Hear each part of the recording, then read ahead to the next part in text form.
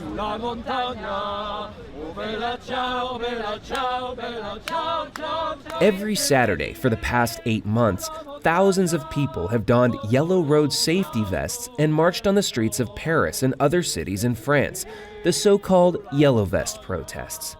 What began as and remains a mostly economic campaign against high fuel taxes has evolved into a more wide-ranging anti-establishment protest, sometimes violent, targeting policemen, journalists, the wealthy, the French president. But what shocked many here in France is that they've also at times targeted Jews. The Yellow Vest movement is a largely leaderless one that's given a platform to people of all kinds of ideologies. Yet some people say it's that same openness that's allowed anti-Semitism to rear its ugly head. Last February, police had to step in to protect prominent philosopher Alain Finkielkraut after he was bombarded with insults and anti-Jewish taunts.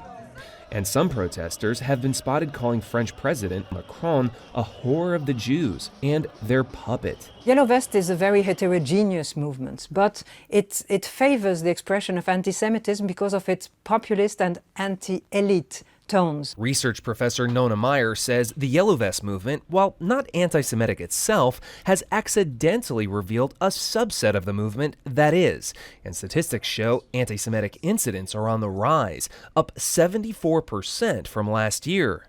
There were 541 acts, according to the police counts. 1/3 of them were actual violence against people or against a synagogue or against a house. The others were what they call threats. That means graffitis, insults, intimidation. And there's another new layer to today's anti-Semitism: social media. But the reality on the web, it's not a few hundred, it's thousands, of course, every day. Every day. Johanna Barasz is assistant director of Dilcrah, a government agency set up in 2014 specifically to coordinate the government's response to hate crimes, including anti-Semitism.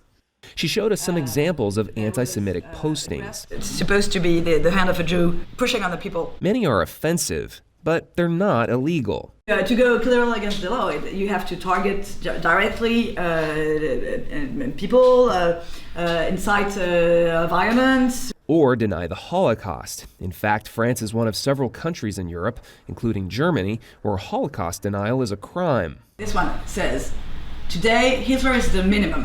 We need to kill more Jews. That is what it means. This is not easy to prosecute, but it can be argued that it is an apology for the genocide. And this is illegal. In Germany, they've just passed a law in which if they don't take down the illegal content, like Facebook or Twitter or any kind of platforms, then they are confronted to huge fines, like $1 million. And you would like to be able to impose the Exactly. same fines in France? Yeah.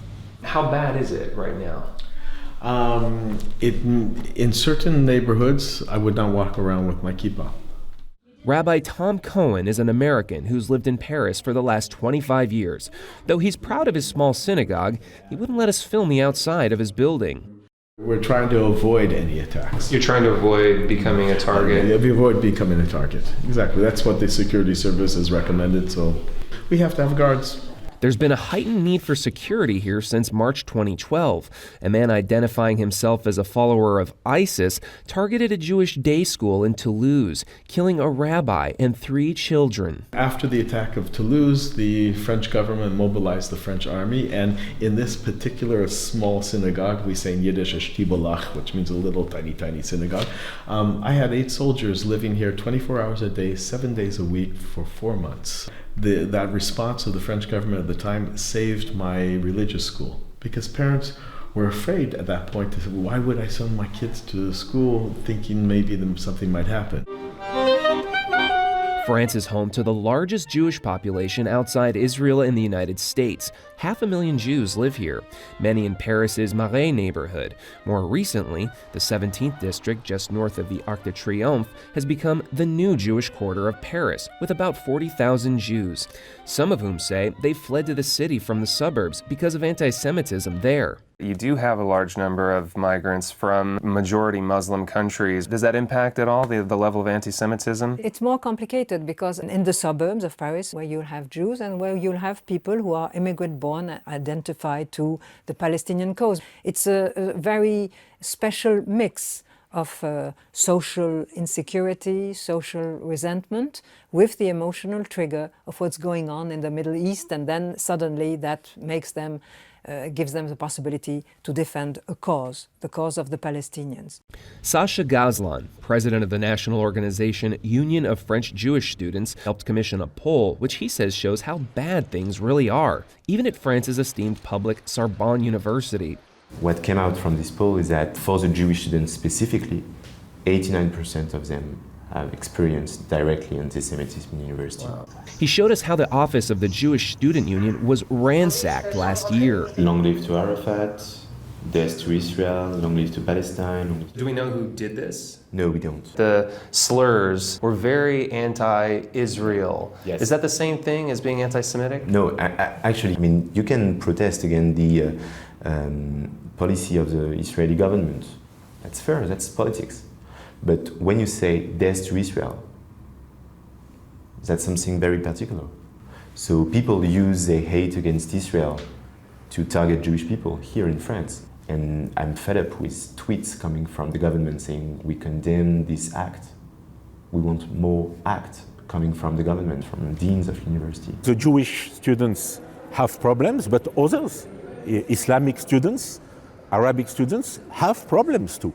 Georges Haddad is president of the Sorbonne. He denounces anti-Semitism and defends his university. My university is not anti-Semitic at all, and I am the best example. I am a Jewish person from a Jewish family coming from Tunisia, and I've been twice elected president of this university. And while Haddad takes anti-Semitic acts seriously, he says the numbers on campus are marginal, 2 or 3 a year, and there isn't much that he can do about them. So in the meantime, what do you do? Discuss, dialogue. I'm not pessimistic, I'm realistic.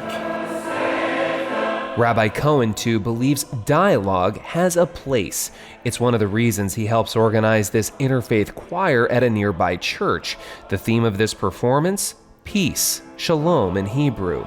It's something Rabbi Cohen says his community strives for, even in the shadow of anti-Semitism, knowing there were times when things were far worse. It's not Vichy France. And matter of fact, that's the one major difference I always say. The French government is 110% behind us, and we feel it.